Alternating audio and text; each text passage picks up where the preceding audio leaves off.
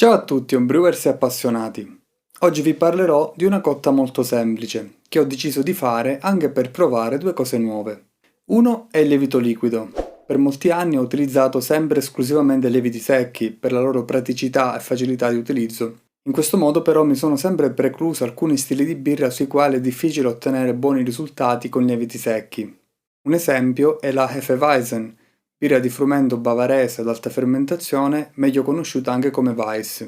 Negli anni l'ho provata due volte, una in EPG e una in all grain, entrambe fermentate con il lievito secco Fermentis VB06, ma che mi hanno deluso molto, in particolare sul profilo del lievito, e addirittura quella in EPG era venuta molto meglio di quella in all grain. Quindi ho deciso di ripartire proprio dalla Weiss, utilizzando un lievito liquido adatto, e volendo fare volumi ridotti questa volta rispetto ai miei classici 23 litri, ho deciso di non brassare col mio sistema Only One, ma con una tecnica più semplice, il BIAB, che è la technical grain più semplice e pratica in assoluto.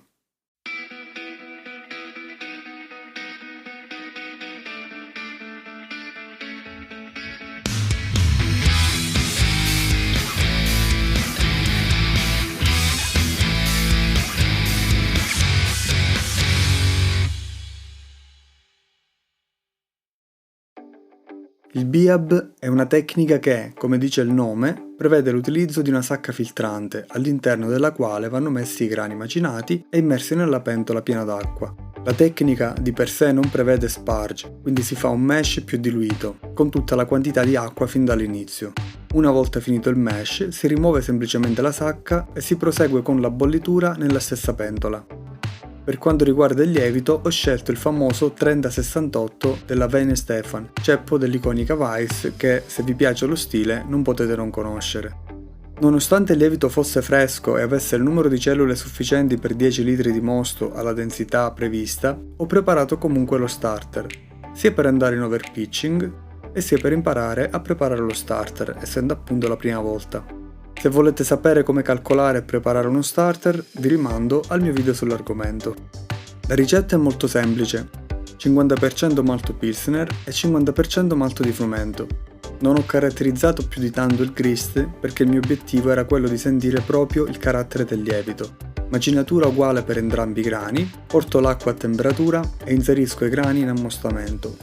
Unico step di saccarificazione a 67 gradi per 60 minuti. Dopo 5 minuti ho prelevato un campione di mosto e misurato il pH. Poiché si fa un ammostamento molto diluito, il pH non scende tanto ed è essenziale poterlo misurare e correggere. Dopo averlo corretto e portato a 5.3 ho continuato la saccarificazione, mescolando ogni tanto. Il controllo della temperatura era quello che mi preoccupava di più.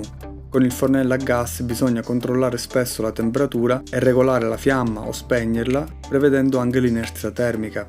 In realtà è stato più semplice del previsto. Nei 60 minuti di mash ho avuto bisogno di riaccendere il fornello solo un paio di volte, quando la temperatura era intorno ai 64, e poi spegnerli appena questa tornava a 67, con un rialzo termico dovuto all'inerzia di un ulteriore grado centigrado. Quindi per essere precisi ho fatto un ammostamento tra i 64 e i 68 gradi. Mash out di 10 minuti, poi a 78 gradi. Finito questo passaggio, ho estratto la sacca lasciandola un po' scolare, ma assolutamente senza spremerla. Penso sia un errore da evitare con questa tecnica, perché per portarsi 1 o 2 litri in più al massimo si rischia di estrarre astringenza dalle glumelle dei malti e non ne vale la pena. Ho programmato una bollitura di 60 minuti con un'unica gettata di luppolo, allertau Mittelfrüh a inizio bollitura, che dà un apporto di 13.5 IBU. Sapendo che con il BIAB ci si porta molto trub in bollitura, ho aggiunto le alghe irlandesi negli ultimi 10 minuti per favorire l'agglomerazione di proteine e altre sostanze che possono dare torbidità e chiarificare un po' il mosto. Finita la bollitura, ho raffreddato con la serpentina e fatto un whirlpool manuale.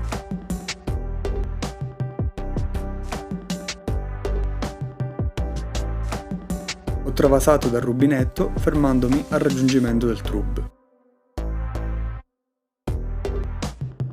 Per finire ho inoculato il lievito dello starter, nel quale ho rimosso la parte liquida in superficie e inoculato solo la crema nel fondo.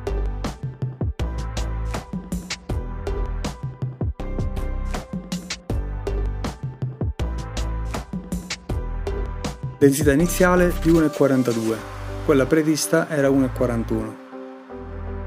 La fermentazione è partita a 19 gradi per poi salire di 1 grado al giorno fino a 23 gradi, mantenuta poi fino al 18° giorno. Densità finale raggiunta 1,10 con attenuazione apparente del 76%. Non ho fatto nessun cold crash, essendo una Hefeweizen è normalissimo che rimanga un po' di lievito in sospensione e il lievito in questione è appunto poco flocculante. Difficilmente si deposita tutto nel fondo ma rimane un po' in sospensione.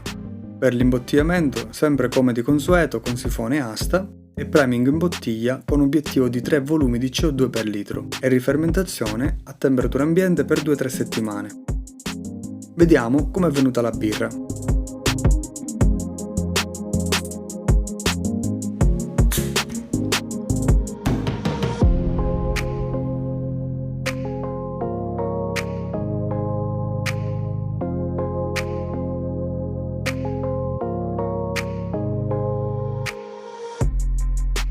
Il colore è dorato chiaro, velata come da stile, appunto Hefeweizen significa birra di frumento con lievito. Ottima produzione di schiuma, che ha trama fine e ha consistenza pannosa, è molto persistente, è rimasta per tutta la bevuta. Le proteine del malto di frumento probabilmente hanno aiutato. L'aroma da Weiss si sente, il fruttato non è troppo spinto e l'aroma di banana non è invadente. Presenti anche le note fenoliche di chiodi di garofano e un leggero bubblegum, che mi ricorda un po' quello della Wayne Stefan. Qui è un po' meno fragrante e raffinato, ma si avvicina. Gusto dolce, amaro quasi impercettibile, fruttato gradevole e anche le altre note come per l'aroma non sono troppo invadenti. Corpo leggero, la bevuta è molto scorrevole. La birra ha una consistenza cremosa, setosa, molto piacevole. Impressioni finali molto positive. Il lievito ha lavorato abbastanza bene, non è raffinata come l'autentica Wayne Stefan, ma risulta ben bilanciata nelle sue componenti di facile bevuta e non ho trovato personalmente difetti evidenti o altri problemi. Sicuramente sarebbe da arricchire un po' il grist, con malti speciali che danno un po' di colore e caratterizzano meglio anche il sapore e il corpo. Per il momento la birra mi ha soddisfatto molto. Ho avuto anche modo di provare la mia prima cotta in Biab e dimostrarvi come si può fare una birra in all grain con una semplice pentola e sacca filtrante. Questa tecnica la consiglio particolarmente a chi vuole provare a iniziare a fare birra in all grain senza investire subito su un sistema only one o su altri sistemi. Anche per quanto riguarda il lievito e la preparazione dello starter, la mia esperienza è positiva. Non è stato difficile preparare lo starter e il lievito ha lavorato molto bene, raggiungendo un'ottima attenuazione e un bel profilo. Se vi è rimasto qualche dubbio o domanda, scrivete sempre nei commenti. Se vi è piaciuto il video invece lasciate un like e iscrivetevi al canale se non l'avete ancora fatto per rimanere aggiornati sui prossimi contenuti. Ci vediamo al prossimo video.